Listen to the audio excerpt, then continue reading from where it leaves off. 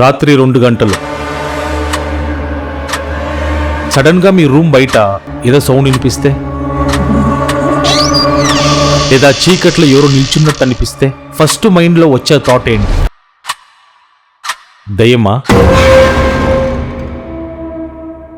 కానీ అది నిజంగా గోస్టా, లేదా మన మెదడు మనల్ని మోసం చేస్తుందా? సైంటిస్ట్ చెప్పేది ఏంటంటే, గోస్ట్ ఎక్స్పీరియన్స్ అని అనిపించే చాలా ఇన్సిడెంట్ వెనుక సైన్స్ ఉంటుంది.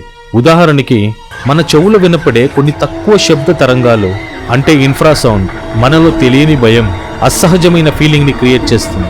ఇంకో ఎగ్జాంపుల్ చెప్తా. స్లీప్ పారాలిసిస్ అంటే కొన్ని సెకండ్స్ వరకు బాడీ మూవ్ అవ్వకపోవడం, చెస్ట్ మీద ఎవరో కూర్చున్నట్టు అనిపించడం. చాలా మంది దీన్ని గోస్ట్ అటాక్ అని నమ్ముతారు. ఇదొక సాధారణమైన నిద్ర సంబంధిత పరిస్థితి. కానీ ఇంకా ఇంట్రెస్టింగ్ విషయం ఒకటి ఉంది. పెరడోలియా అంటే లేని చోట కూడా మన మెదడు నీడలు, ఆకారాలు చూసి మనిషి రూపం ఉన్నట్టు ఊహించడం.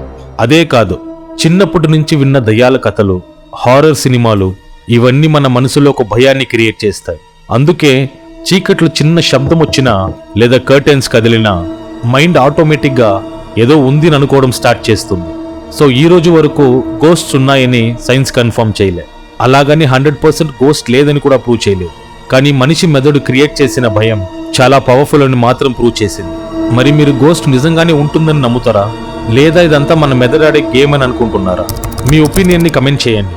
అలాగే ఈ వీడియోని దయ్యమంటే భయపడే మీ ఫ్రెండ్కి షేర్ చేయండి. అలాగే ఇలాంటి ఇంట్రెస్టింగ్ వీడియోస్ కోసం విజయ్ స్పీక్స్ ని ఫాలో అవ్వండి.